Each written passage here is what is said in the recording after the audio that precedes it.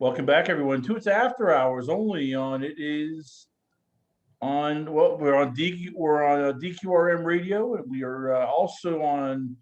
We're going to be moving to YouTube, and that's why she's looking professional and sexy and beautiful. We're very excited to have her on the show. I give you one of the hardest working ladies on many vids, and well, she has built an empire for herself, and she's just a one woman sexual machine. I'll give you Amanda Ryder. Amanda, let's start off here with. So I'm looking here at all this stuff going on. You've done a lot of clips. You've done worked with a lot of people here. Yep. Most people think it's easy. Oh, you grab a camera guy, get a camera, you shoot. How much work actually goes into this? Like for one mini vid clip, how much time do you spend just getting everything together, shooting it, and producing it? 2 to 3 hours in editing, 2 hours for the shoot, an hour and a half to get ready, and then not including any kind of travel time, depending on who you're doing the shoot with. So let's talk about the pluses of doing mini vids, because you're your own boss. So how much do you enjoy the fact that there's no camera person, there's no director, there's nobody going, lift your leg this way, bend your back that way. You're like, look, I'm not contortionist here. You gotta, let me actually, lay down and not, bend my back, behind my, butt. Right. I like it. I like being in control. So it works out really well for me. My husband is my director, or I should say he's my producer, because I tend to do most of the directing. And it takes a lot of time, but it is a lot of fun, and it's very empowering. Now, how does he handle all this? Because it takes a strong man to go, okay, you know what? I'll let somebody else have sex with my wife. I mean, I couldn't do that. So how do you two handle that? And how does he look and go, okay, this isn't love. This is just sex. It's business. It's not, somebody trying to seduce my wife. That's right.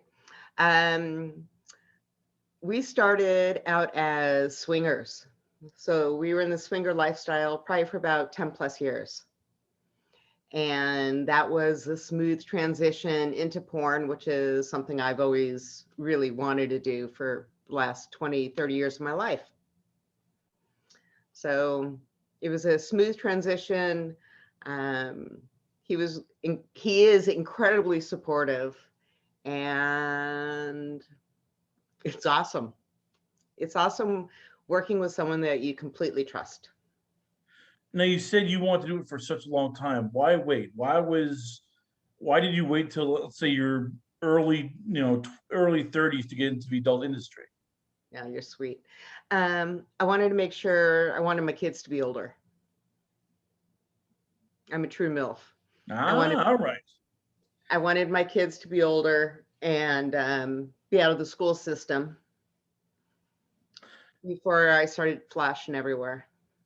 Now, I got to ask, how much does that also factor into like who you shoot with? Because you strike me as somebody that, it's all right. This is what time we're going to shoot. This is what we're going to do it. This is where we're going to do it. And it's, you don't want people who are either, showing up late, showing up hungover. So how much is that, everything that you've gone through, how much does that affect the way that you shoot, that you cast, and that you also recruit? Because, you're a professional woman. You understand deadlines, being on time, and being professional.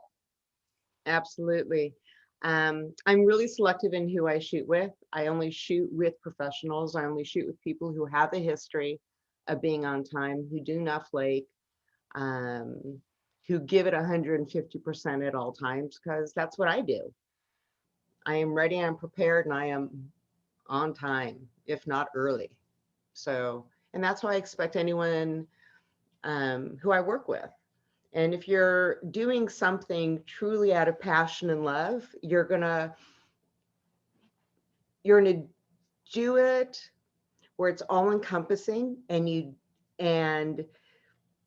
gonna give it your best. And if you do a half-assed job, it's gonna show in the quality of work you do. Give me some people that you've enjoyed shooting with, not because they're hot and sexy, because all these people are in your eyes, but that they brought something different, or that they were they helped you, I guess, with other things? Like, give me some people you look and go, they're not just performers. These are actually friends I would consider outside, work. I'd actually hang out with. Right. Crystal Davis.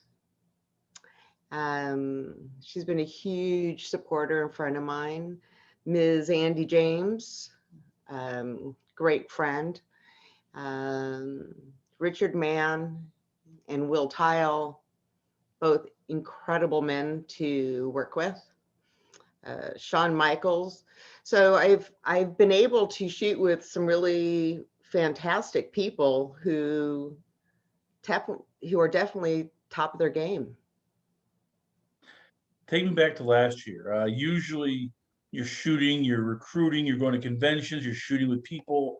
COVID, I guess, put a kibosh on that for a lot. I mean, AVN didn't happen, or it was virtual. Exotica in New Jersey, I guess, place you would probably go, didn't happen.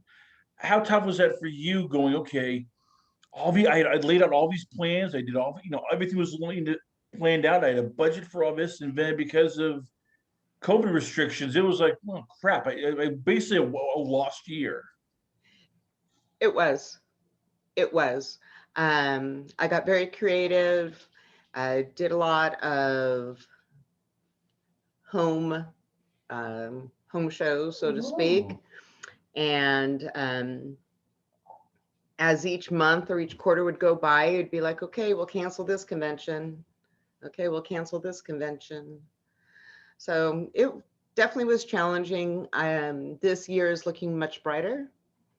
And I have a couple conventions that I'm planning on going to. I already have shoots that I have set up. So I'm excited. For those who don't know, because they think, oh, conventions are, fun and they're just, sherries and giggles, as we'll say here. For you, what does a convention mean? I mean, how much of it is work? How much of it is recruiting? How much of it is also just setting up business meetings and setting up things for the next 3 months or the next 4 months, so that when people come into town, you're going, okay, we're going to shoot here, here, here, here. We're ready. I mean, how big for you are conventions in terms of just improving the business? Well, I look at each convention as somewhat different. When I was at AVN last year, my priority was the fans. And I had a great time with fans, meeting fans, interacting with them, communicating with them. So that was awesome. In between that and working at, I think it was the ManyVids or Clips for Sale, one of the booths. I also had shoots set up. I was doing 2 or 3 shoots a day. And in between meetings, meeting new people, cruising the floor. So it's a good 15, 18-hour day each day. If you're just tuning in, ladies and gentlemen, once again, we got the beautiful Amanda Ryder here on the show. We're talking all things, of course, her many vids. We're talking coronavirus. We're talking restrictions with the shows. We're talking who she enjoys shooting with. How does it differ in terms of the layout and you in terms, because you shot with women. I'm looking at some people here. It's been as I said, Kristen Davis. You've shot with Alexa Gray. You've also shot with, as you said, Will Tile, Shawn Michaels. Is there any difference between working with men and women, or is it easier working with women because you could be the alpha, you could be the submissive. Either one is that you can use because it's easier being a dominant with women. Well, both. You can be a dominant with men too. And well, I think it's more depending on the individual. In shooting with male or female, obviously they're both different.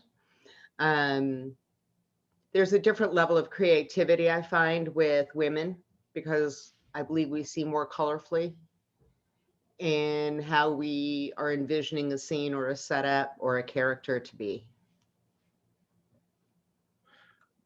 I'm watching you some of your clips here. As you said, there's a lot of editing that goes into it. And how much of this is, how tough is it for you having to do all this? Basically, where sometimes three hats on set because you're a talent, Yep. you're also the director, Yes. and you're in some ways a producer. I mean, you're basically trying to, put your mind, okay, I gotta be in this position, I gotta do that position here. I mean, how tough is that basically having to juggle three roles at the same time while everything's going on? For me, I'm very comfortable doing it. So um, for me, it's easy because I am very comfortable handling multiple projects and dealing with multiple issues at one time. So the aftermath of getting it edited, previewing it, and getting it up on the proper platforms, that in itself is also time consuming. You've talked about, as you said, the relationship you have with your husband, and then you have this love affair you two have, which I'm jealous of actually. How tough is it though explaining what you do to friends and family in terms of the work ethic? And what I mean that it's like you're on your phone, you're sending out clips, you're sending out emails, DMing people about information, you're on your laptop, you're editing, you're booking, you're doing all this here. And I'm guessing there's been days where kids go, look, come on, let's go to the beach for a weekend, or hey, Amanda, let's go, have drinks with gals, or hey, there's let's say a family get together here. How tough is it explain to them? No, I'm working. This is my business. This is my new baby, and baby here needs 24/7 love and care. Well, my family and kids know, and they're all super supportive. And when I let them know that I have my other work to do, they're like, you go, have fun, call me later. So, and my friends are really supportive. I guess I'm very fortunate in that regard. And being older, does it really matter in the big picture? I know they're supportive, but did it take a while for them to understand like the process in terms of No. this is what I'm editing, this is my, like, figure out, oh, this is a full-time business. Um, well, I've always been hypersexual. I've always been a super sexual, sensual individual. So when I entered this industry and I started doing swinging, there was no surprise anywhere for anyone. Um, when I told people, it was like, okay, so what? And I was like, cool.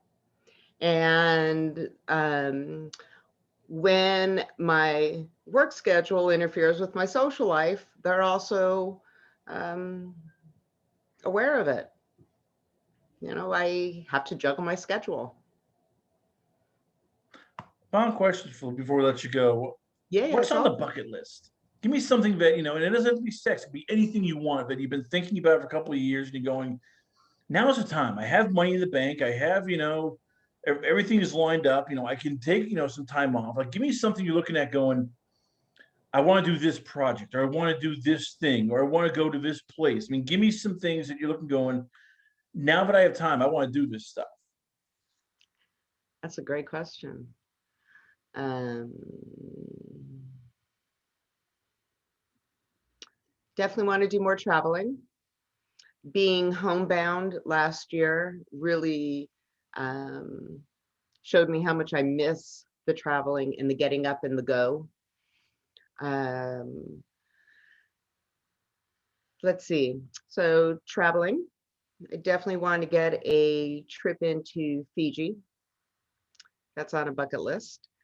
In regards to industry, I have a handful of individuals that I really would like the opportunity to learn from and meet, potentially shoot with. Um, and my ultimate goal, without being overly sappy, is to work in a neonatal unit rocking preemie babies. That's my big Well, one. As I said, you have a lot of love to give people. I understand that here. A lot of fans love that.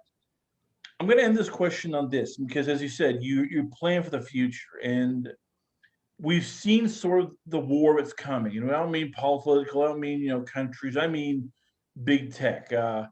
Twitter is now doing something similar to OnlyFans. You hear the rumors of OnlyFans kicking out porn because well they want those Kardashians. They want more mainstream people. They want to get their hooks into bigger money here.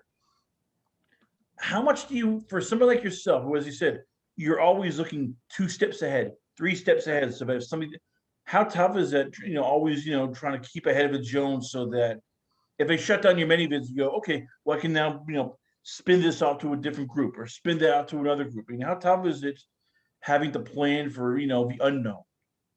It's very tough. Being in the industry, it's a very serious industry, and there are a lot of rules that need to be followed, and you definitely need to be on your toes. So to answer your question, yeah, I'm always looking a couple steps ahead, never keeping all my eggs in one basket, constantly reading and educating myself, um, talking with others, getting a good feel and the lay of the land.